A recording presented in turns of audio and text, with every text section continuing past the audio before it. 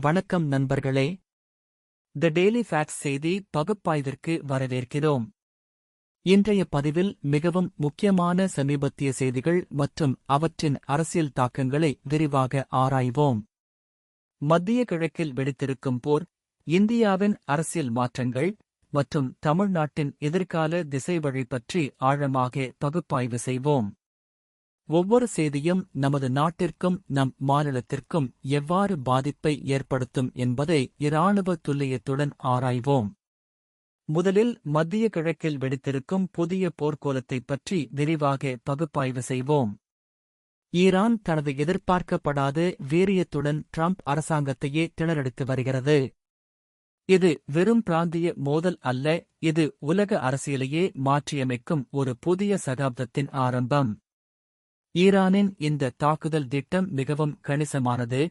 Trump நிர்வாகம் இதை முன்பே கணித்திருக்க வேண்டும். ஆனால் அமெரிக்காவின் புலனாய்வு தோல்வி இங்கே தெளிவாக தெரிகிறது.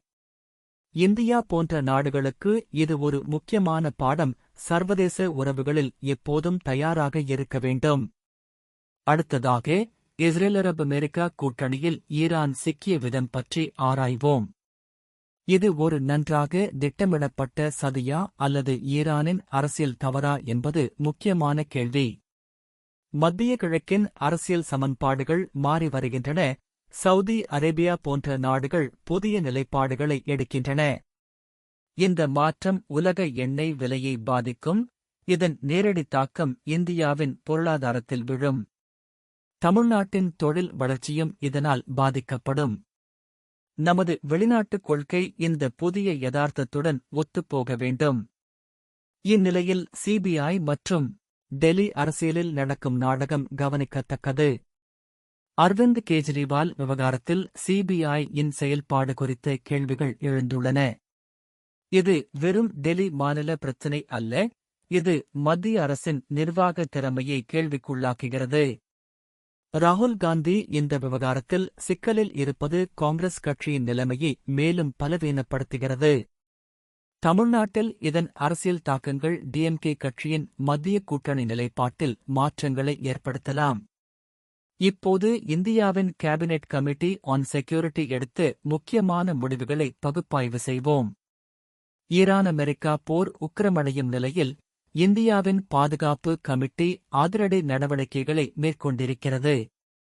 இது மிகவும் முக்கியமான நிலைப்பாடு, ஏனெனில் மத்திய கிழக்கில் இருந்து இந்தியா அதிக அளவில் எண்ணெய் இறக்குமதி செய்கிறது. நமது ஆயிரக்கணக்கான தொழிலாளர்கள் அந்த பிராந்தியத்தில் வேலை செய்கின்றனர். சிசிஎஸ்-இன் இந்த முடிவு நமது தேசிய பாதுகாப்பு மற்றும் பொருளாதார நலன்களை காக்கும் நோக்கத்தில் எடுக்கப்பட்டிருக்கிறது. ஈரானின் தாக்குதலால் அமெரிக்கா திணறும் நிலையில் ட்ரம்ப் நிர்வாகம் போர் நிறுத்தத்தைப் பற்றி யோசிக்க வேண்டிய கட்டாயத்தில் இருக்கிறது. இது உலக அரசியலில் ஒரு பெரிய மாற்றத்தை குறிக்கிறது. அமெரிக்காவின் இராணுவ மேலாதிக்கம் சவாலுக்கு உள்ளாகியிருக்கிறது என்பதை இது தெளிவாக காட்டுகிறது. இந்தியா இந்த சூழ்நிலையை புத்திசாலித்தனமாக கையாள வேண்டும். நம்மால் இந்த போரில் நடுநிலை வகித்து இரு தரப்புடனும் நல்ல உறவை பராமரிக்க முடியும். இதன் மூலம் தமிழ்நாட்டின் வணிக நலன்களும் பாதுகாக்கப்படும். சவுதி அரேபியாவின் மர்மமான பங்கு இந்த போரில் மிகவும் சுவாரஸ்யமானது. ட்ரம்ப்-ஐ போரில் இழுத்துவிடும் சவுதி அரேபியாவின் உத்தி என்ன என்பது புரிந்து கொள்ள வேண்டிய முக்கியமான விஷயம். மிடில் ஈஸ்ட்-இன் அரசியல் சதுரங்க ஆட்டத்தில் சவுதி அரேபியா ஒரு முக்கிய கேம் செஞ்சராக செயல்படுகிறது. இவர்களின் எண்ணெய் அரசியல் மற்றும் அமெரிக்காவுடனான உறவு மிகவும் சிக்கலானது. இந்தியா இந்த சமன்பாட்டை நன்றாக புரிந்து கொண்டு தனது கொள்கைகளை வகுக்க வேண்டும். தமிழ்நாட்டின் பெரும் தொழில் நிறுவனங்கள் மிடில் ஈஸ்டில் பெரிய முதலீடுகள் செய்திருப்பதால் இந்த அரசியல் மாற்றங்கள் நேரடியாக நம்மை பாதிக்கும். தமிழ்நாட்டின் அரசியலில் நடக்கும் முக்கியமான மாற்றங்களை பகுப்பாய்வு செய்வோம். மதுரையில் மோடி-இன் கூட்டம் மற்றும் அதன் அரசியல் தாக்கங்கள் பற்றி விரிவாக ஆராய்வோம். இது வெறும் பிரச்சார கூட்டம் அல்ல, இது தமிழ்நாட்டின் அரசியல் எதிர்காலத்தை நிர்ணயிக்கும் ஒரு முக்கியமான நிகழ்வு. மாற்றம் உறுதி என்ற கூற்று எவ்வளவு உண்மை என்பதை அடுத்த சில மாதங்களில் பார்க்க வேண்டும். கடைசி நேர அரசியல் ட்விஸ்ட்கள் எப்போதும் தமிழ்நாட்டில் சாத்தியம், அதற்கு தயாராக இருக்க வேண்டும். டெல்லியிலிருந்து ராஜ்கோபாலன் போன்றவர்களின் பங்கு இந்த மாற்றத்தில் எவ்வளவு முக்கியமானது என்பதையும் கவனிக்க வேண்டும். ஈரானின் வீழ்ச்சி மற்றும் ஜனநாயகத்தின் எழுச்சி என்ற பெரிய படத்தை நாம் புரிந்து கொள்ள வேண்டும். டிரம்பின் அடுத்து ஆடும் அரசியல் உத்திகள் உலக அளவில் ஜனநாயக சக்திகளுக்கு புதிய நம்பிக்கையை கொடுக்கிறது. இது இந்தியாவின் ஜனநாயக மதிப்புகளுக்கும் வலு சேர்க்கிறது. தமிழ்நாட்டில் ஜனநாயக அரசியலின் எதிர்காலம் இந்த உலகளாவிய மாற்றங்களுடன் இணைந்து செல்ல வேண்டும். மக்களின் உண்மையான குரலை பிரதிநிதித்துவம் செய்யும் அரசியல் சக்திகள் வெற்றி பெறும் வாய்ப்புகள் அதிகரிக்கின்றன. கருத்துக் கணிப்பு முடிவுகளின்படி வடக்கு தமிழ்நாட்டில் பெரிய மாற்றங்கள் வரப்போகின்றன. டிஎம்கே கட்சி இந்த மாற்றத்தை எதிர்கொள்வதில் சிரமப்படுகிறது என்பது தெளிவாக தெரிகிறது. ஜேவிசி ஸ்ரீராம் போன்ற அரசியல் பகுப்பாய்வாளர்களின் கணிப்புகள் மிகவும் துல்லியமானவை. தமிழ்நாட்டின் அரசியல் சமன்பாடுகளில் இந்த மாற்றம் மிகப்பெரிய தாக்கத்தை ஏற்படுத்தும். வடக்கு மாவட்டங்களில் உள்ள வாக்காளர்களின் மனநிலை மாற்றம் மாநில அளவில் அரசியல் சக்தி சமன்பாட்டை முழுமையாக மாற்றி அமைக்கும். இது தமிழ்நாட்டின் வளர்ச்சி திசையையும் பாதிக்கும். திருநெல்வேலியில் நடந்த கவலைக்குரிய சம்பவங்கள் பற்றி ஆழமான பகுப்பாய்வு செய்வோம். காவல்துறை குவிக்கப்பட்டிருப்பது மிகவும் கவலைக்குரிய நிகழ்வு. இது வெறும் உள்ளூர் பிரச்சினை அல்ல, இது தமிழ்நாட்டின் சட்டம் ஒழுங்கு நிலைமையை பிரதிபலிக்கும் ஒரு முக்கியமான குறியீடு. நெல்லாய் போன்ற பாரம்பரிய மாவட்டங்களில் இப்படிப்பட்ட பிரச்சினைகள் எழுவது மிகவும் கவலைக்குரியது. இதன் பின்னணியில் உள்ள உண்மையான காரணங்களை கண்டறிந்து நிரந்தர தீர்வு காண வேண்டும். காவல்துறையின் இந்த அதிரடி நடவடிக்கை தற்காலிக தீர்வு மட்டுமே, நீண்டகால அமைதிக்கு சமூக நல்லிணக்கம் அவசியம். மோடியின் கூட்டம் முடிந்த உடனே இபிஎஸ் ஆல் அமித் ஷாவை சந்தித்தது மிகவும் குறிப்பிடத்தக்க அரசியல் நகர்வு. இது என்டிஏ கூட்டணியில் ஏடிஎம்கே இந்நிலைப்பாட்டை வலுப்படுத்தும் நோக்கத்துடன் செய்யப்பட்டிருக்கலாம். 2026 தேர்தலை நோக்கி இந்த அரசியல் உத்திகள் மிகவும் முக்கியமானவை. பிஜேபி தமிழ்நாட்டில் தனது செல்வாக்கை அதிகரிக்க ஏடிஎம்கே உடனான கூட்டணியை வலுப்படுத்த முயற்சிக்கிறது. இது தமிழ்நாட்டின் அரசியல் சமன்பாட்டில் பெரிய மாற்றங்களுக்கு வழிவகுக்கும். இபிஎஸ் இந்த நகர்வு கட்சியினுள் எவ்வளவு ஒற்றுமையை பராமரிக்க முடியும் என்பது முக்கியமான கேள்வி. டிரம்பின் திடீர் அறிவிப்பு குறித்து சிந்திக்க வேண்டிய நேரம் வந்துவிட்டது. கொல்லப்பட்ட கமேனி பற்றிய அவரது கூற்று மிகவும் சர்ச்சைக்குரியது. இது அவரது வெளிநாட்டுக் கொள்கை அணுகுமுறையை தெளிவாக காட்டுகிறது. மிடில் ஈஸ்ட் அரசியலில் அமெரிக்காவின் தலையீடு தொடர்ந்து அதிகரித்துக் கொண்டே இருக்கும் என்பதை இது உறுதிப்படுத்துகிறது. இந்தியா இந்த சூழ்நிலையில் தனது சொந்த நலன்களை பாதுகாக்கும் வகையில் கொள்கைகளை வகுக்க வேண்டும்.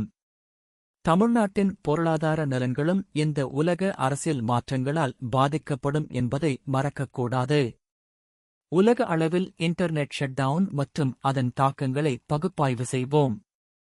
ஈரானின் கப்பல் படை முடங்கியிருப்பது மிகப்பெரிய உலக பொருளாதார தாக்கத்தை ஏற்படுத்தும்.